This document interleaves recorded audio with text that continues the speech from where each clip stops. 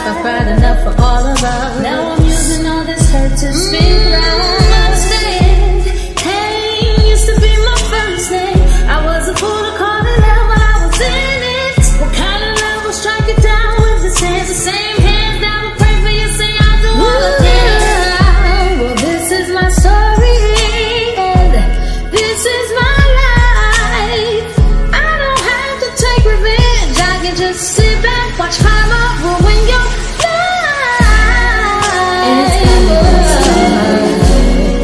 It's coming for you. Get ready, 'cause it's coming for you. It's coming for you. It's coming for you. Get ready, it's coming for you. Payback is coming for you. This is my story, my life.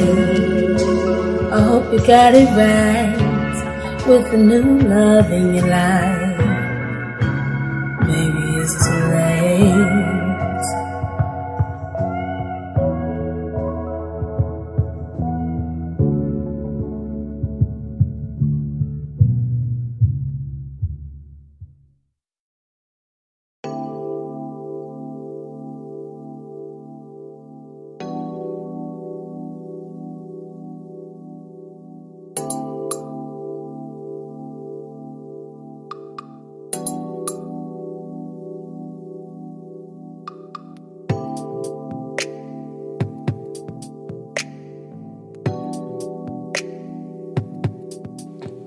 I've come to terms with the fact that my future might not involve people I'm around now.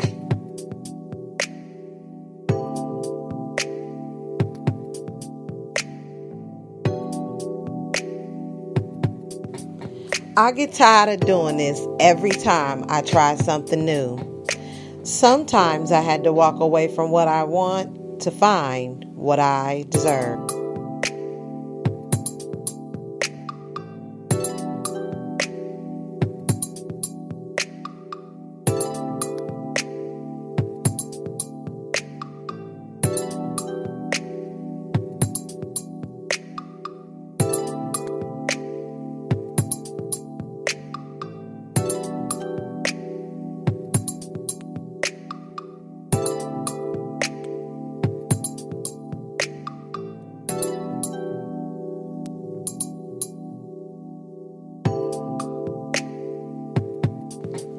I made mistakes in my life.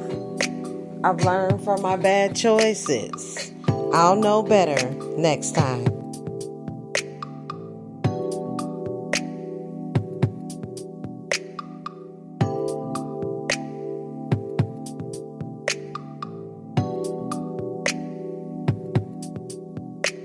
Don't mention a person's past mistakes when they're trying to change. That's like throwing rocks at them while they're struggling to climb a mountain.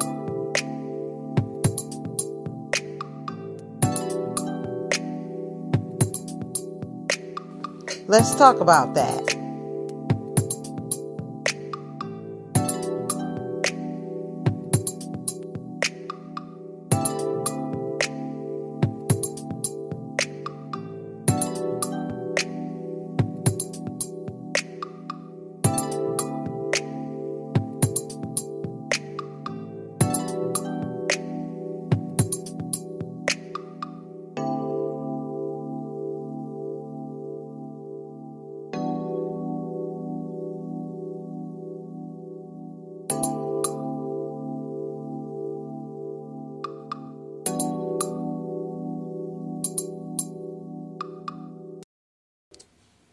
What's up, y'all? Welcome back to another show. Welcome to the Boss Ladies Live radio show, Spreaker Studios, sponsored by Boss Ladies Inc. I'm so excited tonight because I've broken this optimism versus pessimism down because I'm working on something, y'all. You know, let me ask you something. Have you ever been really, really focused on one thing at a time? Like, you got a lot of things you want to do, but at the same time, you focus on this one thing and it's working for you. You know what I'm saying? It's really not a case of, oh, is this going to work or not work? It's actually working. And so all these, like I said last night, all these distractions is coming in. You know, life is just hitting you from every side. Like, what do? We talked a little bit about that last night on, matter of fact, let me go back to my notes. 5 ways to stay focused in a world full of distractions, you know, and we ask some questions on what, you know, those distractions may be and things like that. If you haven't listened to the show, you know, feel free to comment. You know, let's talk about these different topics. I mean, we deal with this stuff every day, but like, who talking about it? Like, why everybody so, not everybody, but why some of us are so afraid to speak up about some topics that really have some situations and we can come to a certain common ground. It's not enough, you know, conversation these days. Coming from where I'm coming from and where I am now, there's not a lot of communication between two people, and we can blame it on the internet and all this other stuff. But at the end of the day, I feel like it's a choice whether you want to physically connect with someone or connect with anything. But tonight, optimism versus pessimism. In this case, we all know that people have different types of personalities, motivations, and interests. But what's the opposite of all of that determines the optimist and the pessimist. I picked this because, you know, it was a learning experience for me. And I wanted to get as close to this Did You Let Them Take It series come into play. Because it's not so much the money or what you don't have, it's what you do have that may be a distraction for you, some of us. Not going to say all of us. If you straight and got everything together, hats off to you. But I'm talking to people that are not fitting in with their different personality. They're not fitting in with the motivation. It's different. And their interests are different.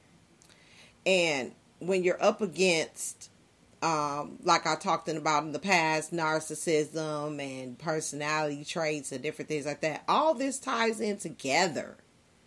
I mean, especially if you're in a business or working with people. Like if you work with machines, great, but there's people there too. So it's like you can't get away from this. So why not learn about it and see what we can do about it?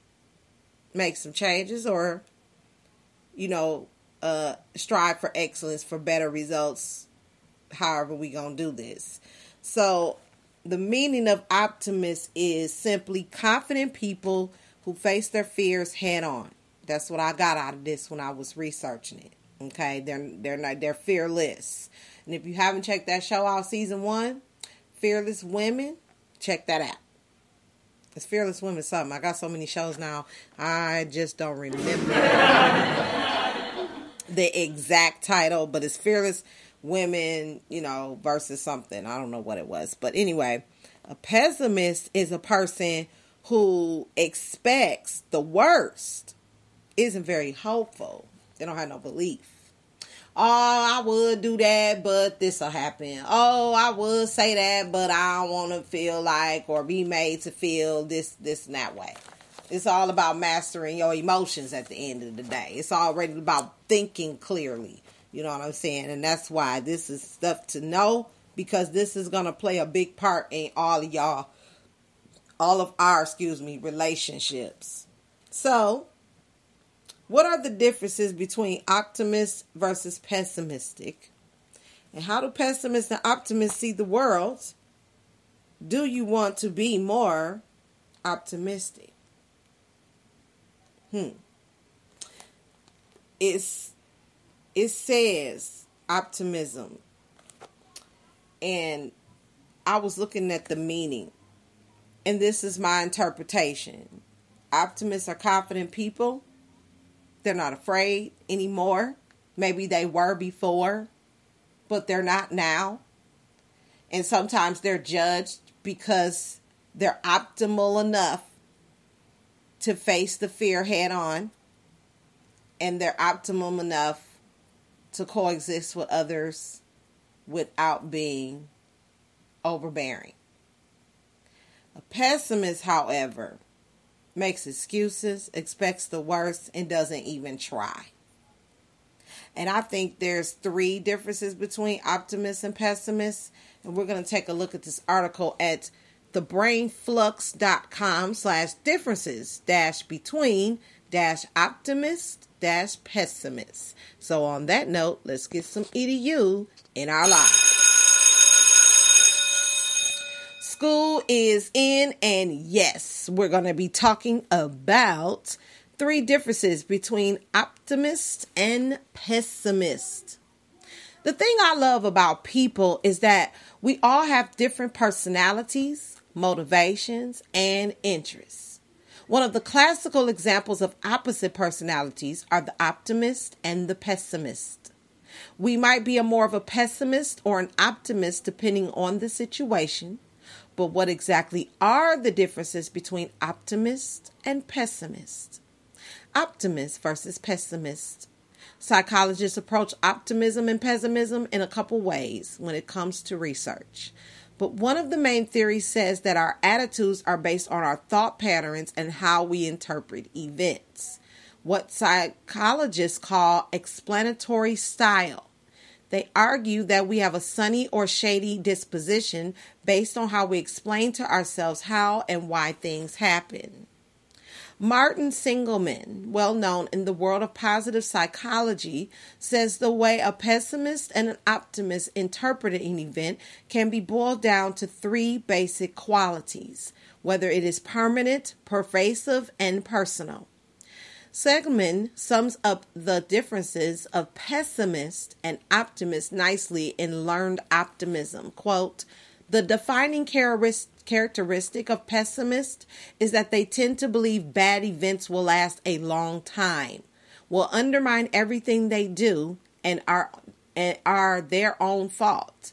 The optimists, who are confronted with the same hard knocks of this world, think about misfortune in the opposite way.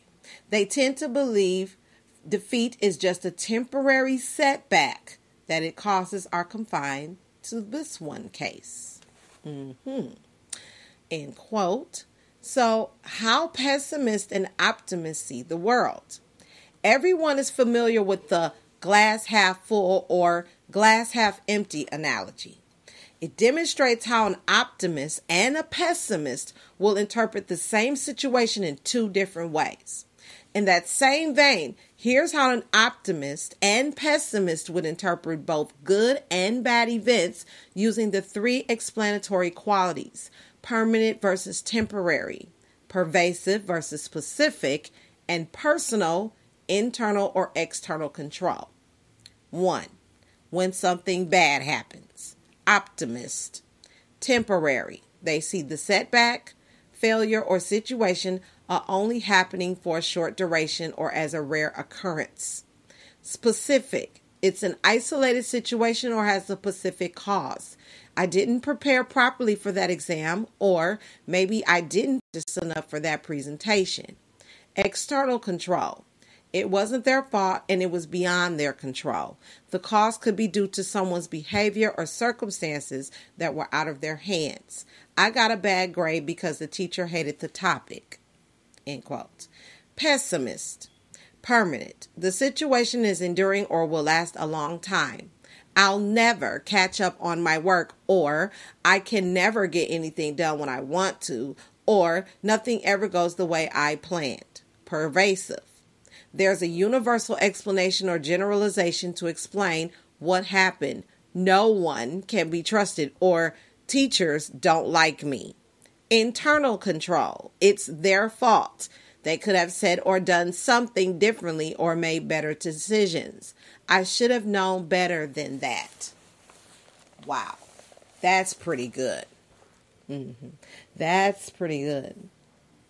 Made me think about something. I'm going to talk about that in a minute. 2, when something good happens. When something good happens, the views are reversed. Optimist. Permanent. It happened because of an